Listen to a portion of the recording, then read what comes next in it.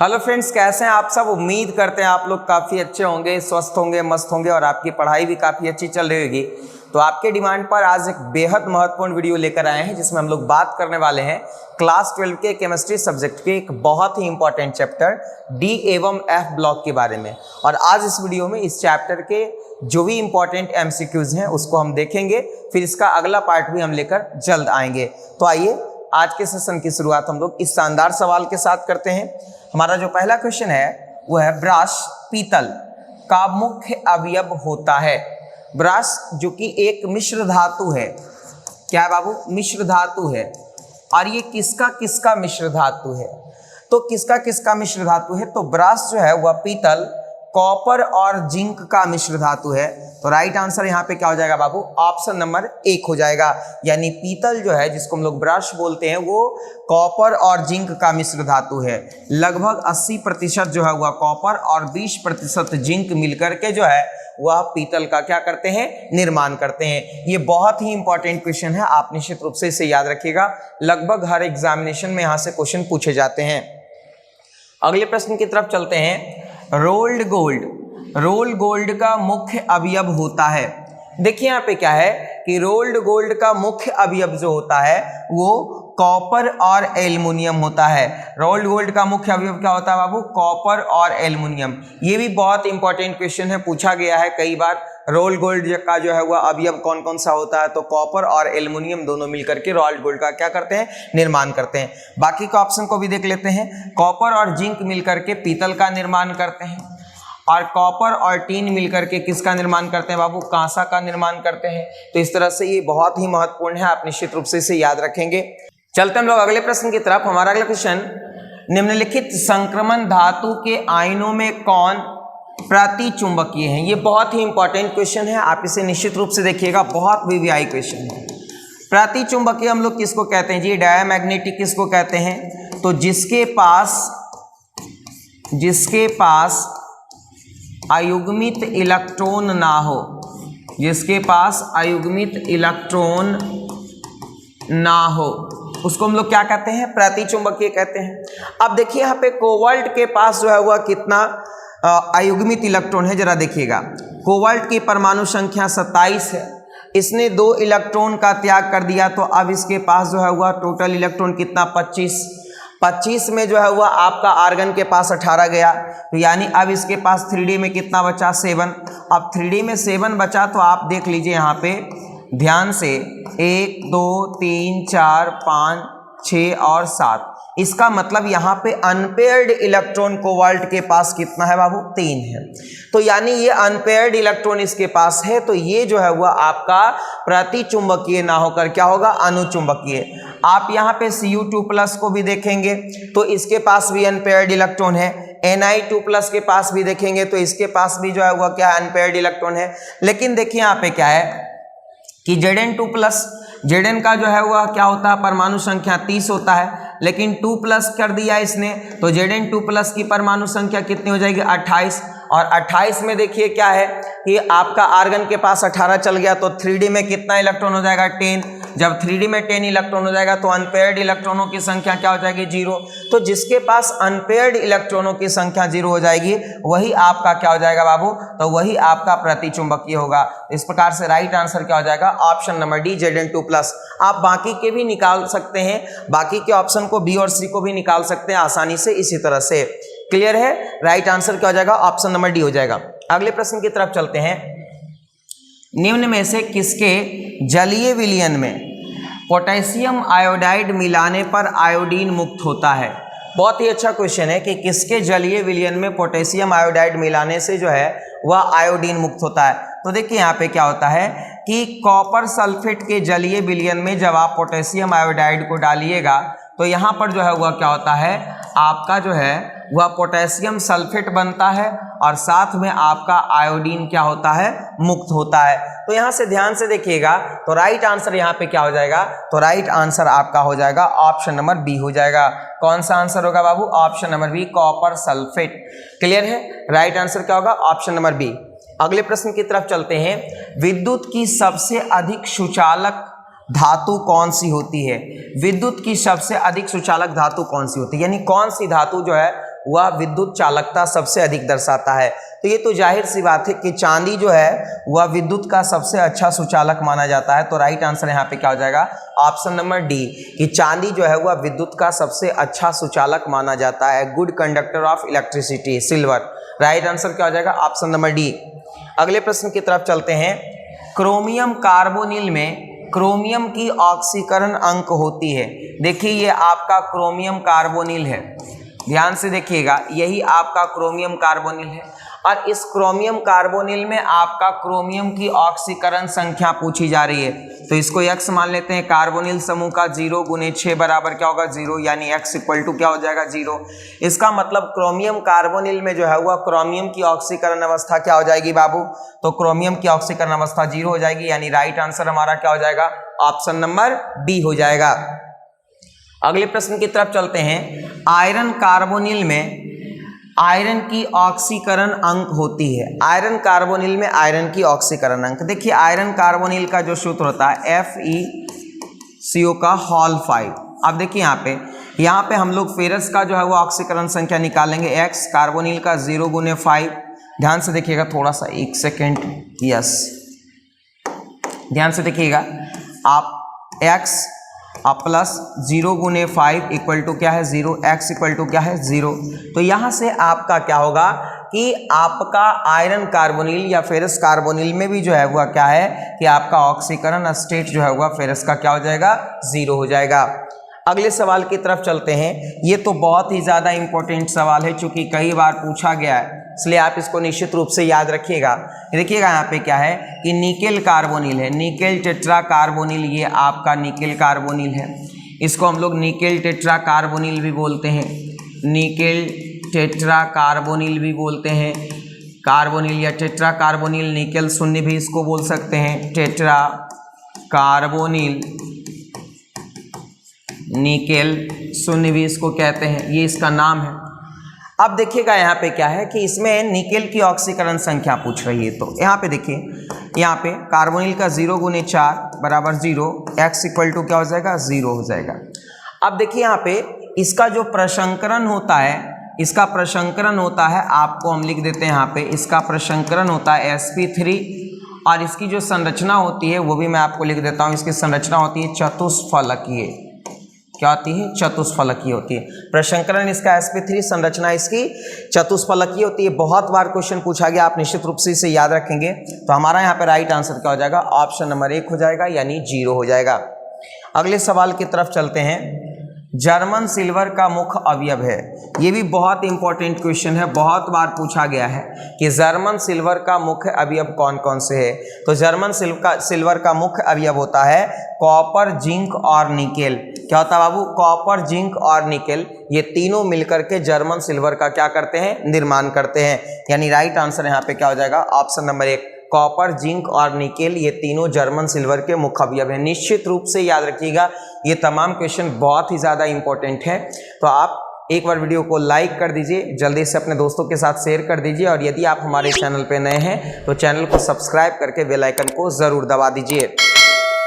अगले प्रश्न की तरफ चलते हैं। कॉपर की ऑक्सीकरण अवस्था प्रदर्शित करता है। कॉपर कौन कौन सी ऑक्सीकरण अवस्था प्रदर्शित करता है। देखिए कॉपर जो है वह परिवर्तनशील ऑक्सीकरण अवस्था प्रदर्शित करता है, और परिवर्तनशील ऑक्सीकरण अवस्था ये प्रदर्शित करता है।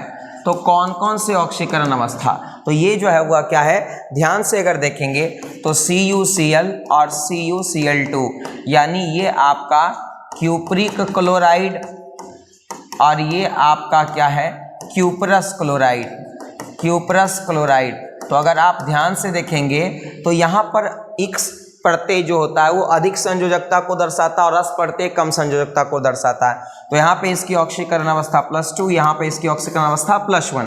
तो इस प्रकार से देखते हैं कि कॉपर हमारा जो ऑक्सीकरण अवस्था दर्शाता है वो +1 और +2 दोनों दर्शाता है। तो राइट आंसर यहाँ पे क्या हो जाएगा, ऑप्शन नंबर सी, कि कॉपर +1 और +2 ऑक्सीकरण अवस्था दोनों दर्शाता है। अगले प्रश्न की तरफ चलते हैं। टाइटेनियम के निम्नलिखित विभिन्न ऑक्सीकरण अवस्थाएं हैं। तो बात हम लोग टाइटेनियम की कर लेते हैं। तो ध्यान से देखिएगा, ये टाइटेनियम जो है वह इसकी परमाणु संख्या क्या है, 22 है। अब टाइटेनियम की परमाणु संख्या 22 है। अगर हम इसका इलेक्ट्रॉनिक विन्यास लिखें तो ध्यान से देखिएगा 1s2 2s2 2p6 3s2 3p6 और उसके बाद देखिएगा क्या है 4s2 और उसके बाद देखिएगा क्या है यहाँ पे ध्यान से 10 2 12 6 18 2 20 और फिर क्या हो जाएगा 3d2। अगर हम लोग ध्यान से देखते हैं तो इसकी ऑक्सीकरण अवस्था क्या क्या पॉसिबल है, इसको हम लोग अरेंज करके अगर लिखें तो आर्गन 18 और आर्गन 18 के बाद हो जाएगा 3d2 और 4s2। अब यहाँ से देखिए ये +2 ऑक्सीकरण अवस्था भी दर्शा सकता है, एक इलेक्ट्रॉन इससे त्यागेगा तो +3 +4, यानी ये +2 +3 और +4 ये तीनों ऑक्सीकरण अवस्था दर्शा सकता है। तो यहाँ पे राइट आंसर क्या हो जाएगा ऑप्शन नंबर बी कि आपका टाइटेनियम जो है वह +2 +3 +4 ऑक्सीकरण अवस्था दर्शा सकता है। आप खुद भी देख लो ना, यहाँ पे इससे एक इलेक्ट्रॉन निकाल सकता है, दोनों इलेक्ट्रॉन निकाल सकता है, फिर 2 इलेक्ट्रॉन इससे, एक इलेक्ट्रॉन इससे भी निकाल सकता है, दोनों इलेक्ट्रॉन इसका निकाल सकता है। तो राइट आंसर क्या हो जाएगा ऑप्शन नंबर बी हो जाएगा। चलते हम लोग अगले प्रश्न की तरफ। हमारा अगला क्वेश्चन है कॉपर का वैलेंस शेल इलेक्ट्रॉनिक विन्यास है। तो कॉपर देखिए आपका क्या है, ये आपका संक्रमण तत्व है और संक्रमण तत्व का इलेक्ट्रॉनिक विन्यास होता है n-1d 1 से लेकर के जो है वह 10 तक और ns 1 से लेकर 2 तक। ये आपका जो है वह क्या है संक्रमण तत्व का इलेक्ट्रॉनिक विन्यास है। अगर हम लोग कॉपर पे नजर डालें तो कॉपर का जो इलेक्ट्रॉनिक विन्यास होता है बाह्यतम कक्षा का वो क्या हो जाएगा 3d10 4s1, यानी राइट आंसर क्या हो जाएगा ऑप्शन नंबर बी हो जाएगा। स्पष्ट है बाबू, क्लियर है, कोई डाउट है क्या? नहीं, आप इसको लिख करके भी देख सकते हो आराम से। ध्यान से देखोगे, अगर कॉपर का लिखोगे 29 तो 1s2 2s2 2p6 3s2 3p6 उसके बाद 4s2 और 3d9। ये तो इसका नॉर्मल स्ट्रक्चर है। अगर हम लोग इसको जो है हुआ अरेंज करके लिखते हैं तो ये आपका आ जाता है 3d10 और 4s1। तो यहाँ पे राइट आंसर हमारा क्या हो जाएगा ऑप्शन नंबर बी हो जाएगा। चलते हम लोग अगले प्रश्न की तरफ। हमारा अगला क्वेश्चन है निम्नलिखित युग्मों में से कौन सा युग्म रंगहीन एवं प्रतिचुंबकीय है। प्रतिचुंबकीय का मतलब क्या होता है बाबू, 0 अनपेयर्ड इलेक्ट्रॉन। क्या होता है 0 अनपेयर्ड इलेक्ट्रॉन, यानी जिसके पास अनपेयर्ड इलेक्ट्रॉन क्या हो 0 हो उसको हम लोग रंगहीन या प्रतिचुंबकीय कहेंगे। आप एकदम इसको जल्दीबाजी में देखेंगे तो देखिए स्कैंडियम की परमाणु संख्या 21 लेकिन 3 इलेक्ट्रॉन त्यागा तो अब ये इक्विवेलेंट होगा 18 आर्गन के। टाइटेनियम की परमाणु संख्या 22, 4 इलेक्ट्रॉन त्यागा इक्विवेलेंट आर्गन के। अब देखिए यहाँ पे क्या है कि अगर कॉपर का इलेक्ट्रॉनिक विन्यास पर हम लोग विचार करते हैं तो 3d10 4s1 और 4s से एक इलेक्ट्रॉन को त्याग दिया तो 3d10। अब यहाँ पे 3d10 है तो अनपेयर्ड इलेक्ट्रॉन तो होगा ही नहीं। Zn2 प्लस में भी 3d10 है, यहाँ पे भी अनपेयर्ड इलेक्ट्रॉन नहीं होगा। आप टाइटेनियम प्लस को देखें तो 22 में से 4 गया 18 आर्गन के आसपास इसका इलेक्ट्रॉनिक विन्यास आएगा। और वेनेडियम का देखिए क्या है 23 में से अगर 5 इलेक्ट्रॉन त्याग दिया तो 18 के आसपास आर्गन के आसपास आएगा। तो देखिए इनमें से किसी भी जोड़े में जो है वह अनपेयर्ड इलेक्ट्रॉन नहीं है और अनपेयर्ड इलेक्ट्रॉन नहीं होने के कारण इनमें से सभी जो है वह क्या होंगे प्रतिचुंबकीय होंगे। इस तरह का क्वेश्चन परीक्षा में अक्सर पूछा जाता है, इसलिए आप इसको जल्दीबाजी में इस तरह से बना सकते हैं। ध्यान से देखिएगा, कहीं आपको कोई संदेह नहीं होगा। आगे चलते हैं। 3D श्रेणी में कौन सा तत्व परिवर्ती संयोजकता नहीं दर्शाता है। तो 3D श्रेणी में देखिए क्या है कि आप फेरस ये परिवर्ती संयोजकता दर्शाता है, टाइटेनियम भी दर्शाता है, कॉपर भी दर्शाता है, लेकिन जिंक एक ऐसा तत्व है जो कि परिवर्तन संयोजकता को नहीं दर्शाता है। इसकी संयोजकता बस एक ही होती है, वो होती है क्या 2, और इसकी संयोजकता 2 होती है। ये एकमात्र ऑक्सीकरण अवस्था +2 दर्शाता है, तो इसलिए इसमें कोई परिवर्तन नहीं होता। बल्कि अगर बात कर लेते हैं लोहा की तो देखिए यहाँ पे फेरस क्लोराइड, फेरिक क्लोराइड, इस तरह से क्यूपरस क्लोराइड आप ध्यान दीजिएगा, और ये हो गया आपका क्यूपरिक क्लोराइड। तो ये सब चेंजेबल है बट इसमें कोई चेंज नहीं होता है। अगले प्रश्न की तरफ चलते हैं। 3D संक्रमण श्रेणी में अपवाद हैं। तो देखिए 3D संक्रमण श्रेणी में 2 तत्व हैं जिनका इलेक्ट्रॉनिक विन्यास सामान्य से थोड़ा हट करके होता है, और ये 2 तत्व कौन कौन से हैं। तो ये 2 तत्व हैं आपके क्रोमियम और कॉपर। क्रोमियम और कॉपर जो है वह 3D श्रेणी के तत्व तो हैं, लेकिन इनके जो इलेक्ट्रॉनिक विन्यास है उनका जो फीलिंग है वो थोड़ा सा अलग है। अब देखिए यहाँ पे क्या है, क्रोमियम के केस में क्या होता है कि 3D4 ना होकर के 3d5 और 4s1 हो जाता है, और कॉपर के केस में 3d9 ना होकर के 3d10 और 4s1 हो जाता है। तो इस तरह से थोड़ा सा यहाँ पे अंतर है, इसको ध्यान देंगे। इसलिए यहाँ पे हम लोग कह सकते हैं कि 3d संक्रमण श्रेणी में अपवाद के रूप में यहाँ पे क्रोमियम और क्या है, कॉपर है। अगले प्रश्न की तरफ चलते हैं। संक्रमण तत्वों के आयन रंगीन होते हैं। संक्रमण तत्वों के आयन रंगीन होते हैं, इसका एकमात्र रीजन क्या है बाबू? तो इसका मात्र रीजन है रिक्त डी ऑर्बिटल। क्या है? रिक्त डी ऑर्बिटल जो है वह इसका एक बड़ा रीजन है। तो उसमें डी संक्रमण होता है, और डी ऑर्बिटल का संक्रमण होने के कारण जो है वह क्या है कि वो रंगीन होता है। तो राइट आंसर यहाँ पे क्या हो जाएगा? ऑप्शन नंबर डी, कि डी ऑर्बिटल के संक्रमण के कारण जो है ये क्या होते हैं? रंगीन होते हैं। अगले सवाल की तरफ चलते हैं। निम्नलिखित में से कौन से तत्व परिवर्ती संयोजकता दर्शाती है? कौन से तत्व परिवर्ती संयोजकता दर्शाती है? तो परिवर्ती संयोजकता जो है वह संक्रमण तत्व दर्शाते हैं, और संक्रमण तत्व जो है वह वर्ग 13 से लेकर के वर्ग 11 तक के होते हैं। वैसे तो 12 भी होते हैं, लेकिन उनको हम लोग संक्रमण तत्व नहीं कहते हैं। तो वर्ग 3 से लेकर के वर्ग 11 तक के तत्व जो है, ध्यान से देखिएगा, वर्ग 3 से लेकर के वर्ग 11 तक के तत्व जो होते हैं वो क्या होते हैं? वो परिवर्तनशील संयोजकता दर्शाते हैं। तो राइट आंसर क्या हो जाएगा? ऑप्शन नंबर सी, यानी वर्ग 3 से लेकर के वर्ग 11 तक। वर्ग 3 से वर्ग 11 तक के तत्व में कौन से आ गए? आप स्कैंडियम से चलते जाइए, स्कैंडियम से आप कहाँ तक चले जाइए? कॉपर तक। तो स्कैंडियम से कॉपर तक का जो ये देखिए यहाँ पे क्या है, आपका जो स्कैंडियम है, टाइटेनियम है, वेनेडियम है, इस तरह से जो है वो हमको कहाँ तक जाना है? कॉपर तक। और ये सभी परिवर्तनशील संयोजकता क्या करते हैं? दर्शाते हैं।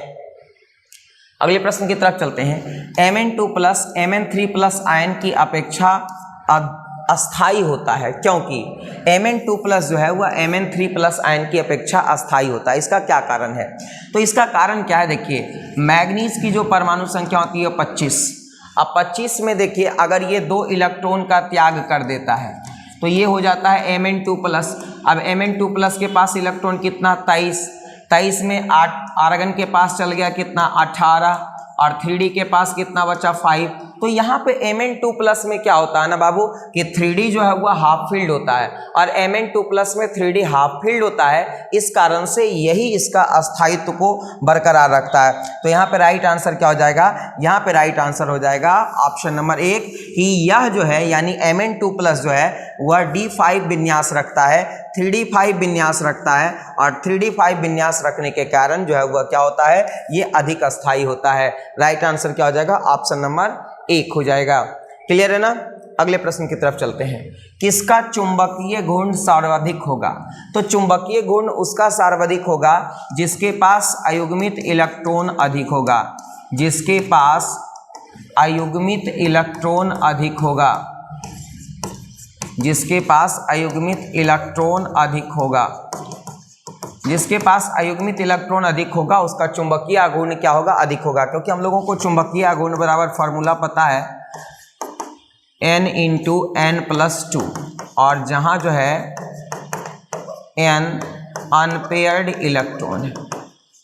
अनपेयर्ड इलेक्ट्रॉन का मतलब क्या होता है बाबू? अयुग्मित इलेक्ट्रॉन। अब देखिए किसके पास अनपेयर्ड इलेक्ट्रॉन कितना ज़्यादा है, जरा सा देखिए। वैनेडियम की परमाणु संख्या कितनी होती है? तो वैनेडियम की परमाणु संख्या होती है कितनी? तो 23 होती है। कितनी होती है बाबू? 23 होती है। तो वैनेडियम की परमाणु संख्या 23, 23 में 3 इलेक्ट्रॉन गया 20, 20 में जो है हुआ आपका क्या है? तो 20 में आपका 18 चल गया किसके पास? तो 18 चल गया आपका आर्गन के पास। तो बचा कितना? 2। तो यहाँ पे अनपेयर्ड इलेक्ट्रॉन होंगे कितने? 2।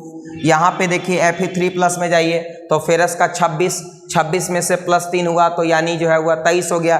23 में आपका जो है वो आर्गन के पास 18 चल गया, 3d में 5, तो अनपेयर्ड इलेक्ट्रॉन यहाँ पे क्या है? 5। तो यहाँ पर देखिए और भी यहाँ पे देख लेते हैं अगर हम लोग, तो क्रोमियम में देखिए, क्रोमियम के बाह्यतम कक्षा का इलेक्ट्रॉनिक विन्यास क्या होता है? 3d5 4s1। तो 3d5 और 4s1 में, तो 4s1 से 1 इलेक्ट्रॉन निकला और 3d5 से 2 इलेक्ट्रॉन निकला।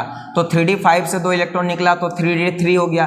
तो यहाँ पे अनपेयर्ड इलेक्ट्रॉन कितना हो जाएगा? 3 हो जाएगा। कोबाल्ट का देख लेते हैं, ध्यान से देखिएगा। कोबाल्ट का 27, 27 में से 3 गया 24, और 24 में देखिए क्या है कि 24 में 18 आर्गन के पास गया तो इसके पास 3d6 हुआ, तो 3d6 में अनपेयर्ड इलेक्ट्रॉन कितना हो जाएगा 4, तो इसके पास अनपेयर्ड इलेक्ट्रॉन 4, इसके पास अनपेयर्ड इलेक्ट्रॉन 3, इसके पास 5 और इसके पास 2। तो आप बता दीजिए कि सर्वाधिक चुंबकीय आघूर्ण किसका होगा, तो जाहिर सी बात है कि सर्वाधिक चुंबकीय आघूर्ण आपका जो है हुआ क्या है ना, ऑप्शन नंबर सी यानी Fe3+ का होगा। इसको मैंने थोड़ा सा जल्दीबाजी में बनाया, आपको घबराने की जरूरत नहीं है, आप एक बार फिर से देख लीजिएगा, आपको समझ में आ जाएगा, और इसी तरह से हम लोग आसानी से इसको बना सकते हैं। चलते हैं अगले प्रश्न की तरफ। संक्रमण तत्वों की कुल ज्ञात श्रेणियां हैं। देखिए संक्रमण तत्वों की मुख्यतः 4 श्रेणियां हैं जो ज्ञात है, जिसके बारे में हम लोग जानते हैं। ये कौन कौन है, 3D, 4D, 5D और 6D। ये मुख्य 4 श्रेणियां हैं जो हम लोगों को ज्ञात है। तो यहाँ पे राइट आंसर क्या हो जाएगा, ऑप्शन नंबर सी हो जाएगा। अगले प्रश्न की तरफ चलते हैं। मैलाकाइट अयस्क निम्न में से किस धातु का होता है। ये मैलाकाइट जो है, ध्यान से देखिएगा, ये मैलाकाइट अयस्क जो है वह कॉपर का होता है। किसका होता है बाबू, कॉपर का होता है। बहुत ही इंपॉर्टेंट है, कई बार पूछा गया।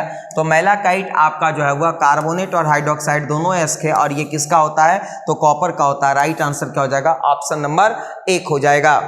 अगले प्रश्न की तरफ चलते हैं। आयरन के धातु कर्म में निम्नलिखित में से कौन सा अयस्क प्रयुक्त होता है। देखिए वैसे तो आपका जो कॉपर पायराइट है या सिडेराइट है या स्मार्टस्काइट है, हेमेटाइट है, ये सभी जो है वह क्या है, आयरन के अयस्क हैं।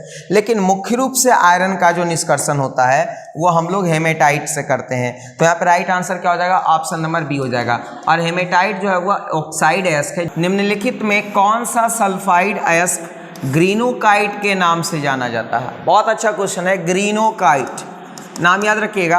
ग्रीनोकाइट के नाम से किसे जाना जाता है, तो देखिए एक बहुत ही रेयर सल्फाइड अयस्क है, ध्यान से देखेंगे, जिसका नाम है कैडमियम सल्फाइड। और ये जो कैडमियम सल्फाइड है ये आपका एक रेयर सल्फाइड अयस्क है, जिसको हम लोग ग्रीनोकाइट के नाम से जानते हैं। बाकी हम लोग ZnS को एसिड ब्लेंड के नाम से जानते हैं। ये क्वेश्चन भी कई बार पूछा गया है, तो आप इसे निश्चित रूप से याद रखिएगा। यहाँ पे राइट आंसर क्या होगा, ऑप्शन नंबर सी। अगले प्रश्न की तरफ चलते हैं। निम्नलिखित में से कौन सा युग्म धातु सिक्का बनाने में प्रयुक्त होता है। तो ध्यान से देखिएगा, जो क्वाइनेज मेटल है आपका, ये क्वाइनेज मेटल या धातु सिक्का बनाने में जो प्रयुक्त धातु होते हैं वो आपका होता है चांदी, सोना और तांबा। तो ध्यान से देखिएगा, चांदी, तांबा और सोना। तो यहाँ पे जो विकल्प आपके पास दिया गया है, इस विकल्प में आपको यहाँ पे दिख रहा होगा कि कॉपर है, तांबा है। तो राइट आंसर क्या हो जाएगा, ऑप्शन नंबर डी हो जाएगा। अगले प्रश्न की तरफ चलते हैं। निम्नलिखित में से चांदी का कौन सा लवण फोटोग्राफी में प्रयुक्त होता है। तो चांदी का कौन सा लवण फोटोग्राफी में प्रयुक्त होता है जी, तो ये है आपका सिल्वर ब्रोमाइड। सिल्वर ब्रोमाइड का प्रयोग हम लोग जो है वह किस में करते हैं बाबू, तो फोटोग्राफी में करते हैं। ये क्वेश्चन भी बहुत बार पूछा गया है, ध्यान दीजिएगा। अगले प्रश्न की तरफ चलते हैं। हमारा क्वेश्चन है, कांसा का मुख्य अवयव होता है। ये भी बहुत इंपॉर्टेंट क्वेश्चन है, बहुत दफा पूछा गया है। तो कांसा का मुख्य अवयव कौन कौन होता है। देखिए कॉपर और जिंक, 80% कॉपर और 20% जिंक मिले तो ये आपका पीतल बन जाता है। क्या बन जाता है बाबू, पीतल। लेकिन यहाँ पे देखिएगा कि लगभग 88% कॉपर और 12% आपका टीन मिले तो ये बन जाता है कांसा। और कांसा का प्रयोग हम लोग मूर्ति आदि बनाने में करते हैं। तो यहाँ पे हमारा राइट आंसर कौन सा हो जाएगा, ऑप्शन नंबर बी हो जाएगा। स्पष्ट है ना बाबू। चलते हम लोग अगले प्रश्न की तरफ। क्वेश्चन है, देखिएगा ध्यान से, Sc3+, Ti4+ और Zn2+ का चुंबकीय आघूर्ण होता है। तो देखिए चुंबकीय आघूर्ण बराबर, तो पहले ही हम लोगों ने फार्मूला देखा, म्यू बराबर n × n+2, जहाँ n जो है अयुग्मित इलेक्ट्रॉनों की संख्या है। अयुग्मित इलेक्ट्रॉनों की क्या है बाबू, संख्या है। अब आप ध्यान से देखेंगे तो आपको स्पष्ट रूप से दिखेगा कि स्कैंडियम की परमाणु संख्या कितनी, तो 21 में 3 गया तो 18, यानी इसके पास 18 इलेक्ट्रॉन। टाइटेनियम का जो है हुआ कितना, तो ये 22 में से 4 गया तो 18 इलेक्ट्रॉन। जिंक का कितना, 30 में से 2 गया 28 में इसके पास 3d में 10 इलेक्ट्रॉन, यानी इसके पास भी अनपेयर्ड इलेक्ट्रॉन 0। और ये दोनों आर्गन के जैसा जो है हुआ है इलेक्ट्रॉनिक संरचना वाला, इसलिए इसके पास भी अनपेयर्ड इलेक्ट्रॉन क्या हो जाएगा, 0। तो इसका मतलब तीनों के पास अनपेयर्ड इलेक्ट्रॉन 0 है, तो तीनों का जो चुंबकीय आघूर्ण होगा वो क्या हो जाएगा बाबू, 0 हो जाएगा। और चुंबकीय आघूर्ण 0 होने का मतलब ये तीनों के तीनों जो है हुआ किस प्रकृति के होंगे, तो प्रतिचुंबकीय होंगे। किस प्रकृति के होंगे बाबू, प्रतिचुंबकीय। चलते हैं अगले प्रश्न की तरफ। संक्रमण तत्वों का स्थान आवर्त सारणी में किसके अंतर्गत आता है, तो संक्रमण तत्वों का जो है वह स्थान आवर्त सारणी में डी ब्लॉक में आता है। किस में आता है बाबू, डी ब्लॉक में। यहाँ पे राइट आंसर क्या हो जाएगा, option number C, D block में आता है। लेकिन 3 तत्व ऐसे हैं, जिंक, कैडमियम और Hg, ये डी ब्लॉक के तत्व तो हैं, लेकिन 3d और माफ करें डी ऑर्बिटल पूर्ण होने के कारण, डी ऑर्बिटल में 10 इलेक्ट्रॉन होने के कारण, है ना, इनको हम लोग संक्रमण तत्व नहीं कहते हैं, संक्रमण तत्व नहीं कहते हैं, इनको हम लोग संक्रमण तत्व नहीं कहते हैं। क्लियर हो गया, कोई दिक्कत है क्या, नहीं। चलते हैं हम लोग अगले प्रश्न की तरफ। हमारा अगला क्वेश्चन क्या कहता है, निम्नलिखित में कौन सा संक्रमण धातु अधिकतम ऑक्सीकरण अवस्था प्रदर्शित करता है। तो बात अगर हम लोग 3D श्रेणी की करें तो 3D श्रेणी में सबसे ज्यादा ऑक्सीकरण अवस्था दर्शाने वाला हमारा जो तत्व है वो है मैग्नीज। कौन सा बाबू, मैग्नीज। आपको मैंने कई बार बताया सर्वाधिक ऑक्सीकरण अवस्था 3D श्रेणी में दर्शाने वाला तत्व मैग्नीज है।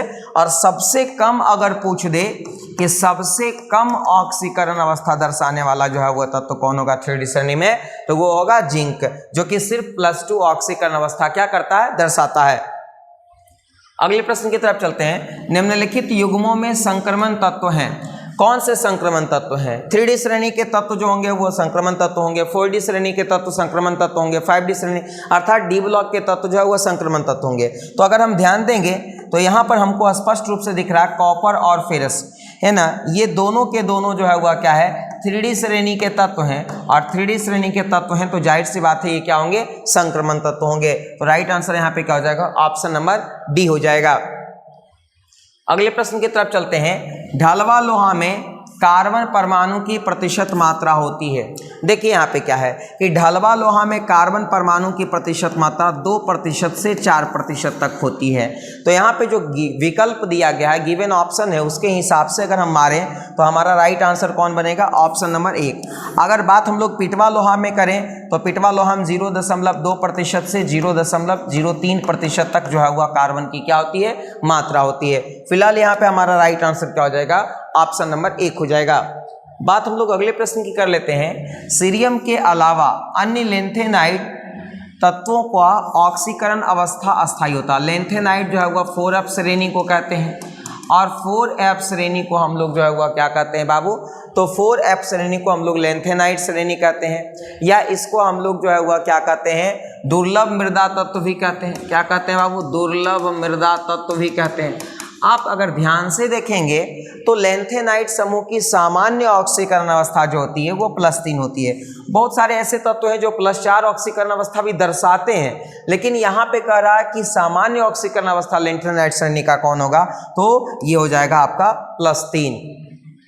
अगले प्रश्न की तरफ चलते हैं। सीरियम से ल्यूटीशियम तक जाने में परमाणु संख्या बढ़ने से आयनिक त्रिज्या नियमित रूप से घटती है, जिसे क्या कहते हैं। तो देखिए यहाँ पे क्या है कि सीरियम से ल्यूटीशियम तक जब हम लोग बढ़ते हैं तो क्या होता है कि प्रधान क्वांटम संख्या वही रहता है और f ऑर्बिटल में जो है वह इलेक्ट्रॉन 14 इकाई तक बढ़ता है, जिसके कारण क्या होता है कि नाभिकीय आवेश प्रबल होता है और बाह्यतम कक्षा का जो आपका इलेक्ट्रॉन है वो नाभिक की तरफ क्या होता है, खिंच जाता है, और इसे हम लोग लेंथेनाइड संकुचन के नाम से जानते हैं। तो राइट आंसर यहाँ पे क्या हो जाएगा, ऑप्शन नंबर ए हो जाएगा, लेंथेनाइड संकुचन। क्लियर है बाबू, ऑप्शन नंबर 1। अगले प्रश्न की तरफ चलते हैं। 3D संक्रमण श्रेणी में किस परमाणु संख्या वाले तत्व होते हैं। तो 3D संक्रमण श्रेणी में क्या होते हैं कि 21 से 30 स्कैंडियम से लेकर के जिंक तक, यानी 21 से लेकर 30 तक श्रेणी के जो तत्व होते हैं इसको हम लोग 3D श्रेणी के तत्व बोलते हैं। तो यहाँ पे राइट आंसर आपका कौन सा बनेगा बाबू, तो राइट आंसर बनेगा 21 से 30 स्कैंडियम से जिंक तक के जो तत्व होते हैं वो 3D श्रेणी के तत्व हैं और ये 21 से 30 तक होते हैं। आगे लैंथेनाइड्स को कहा जाता है। तो लैंथेनाइड जो समूह होते हैं उनको हम लोग कहते हैं दुर्लभ मृदा तत्व। लैंथेनाइड को क्या कहते हैं बाबू? दुर्लभ मृदा तत्व कहते हैं। राइट आंसर क्या हो जाएगा? ऑप्शन नंबर सी हो जाएगा। और बात हम लोग 5F श्रेणी की करें तो 5F श्रेणी को हम लोग आंतरिक संक्रमण तत्व कहते हैं या अंतः संक्रमण तत्व कहते हैं, जिसको एक्टिनाइड श्रेणी भी कहते हैं। एक्टिनाइड श्रेणी भी कहते हैं। ये एक्टिनाइड श्रेणी या 4F श्रेणी या अंतः संक्रमण तत्व कहलाता है। दुर्लभ मृदा तत्व या लैंथेनाइड श्रेणी या 4F श्रेणी भी इसको हम लोग कहते हैं। तो इस प्रकार से आपको तमाम क्वेश्चन समझ में आया होगा। अगला वीडियो हम लोग इसका जल्द ही लेकर आएंगे, इसका पार्ट 2 जल्द लेकर आएंगे। आप पार्ट 1 को अच्छे से देख लीजिएगा, डिस्क्रिप्शन में उसके लिंक भी दे देंगे हम लोग। तो आप जो है वह वीडियो को पूरा एंजॉय कीजिए। आज के लिए इतना ही, बहुत बहुत धन्यवाद।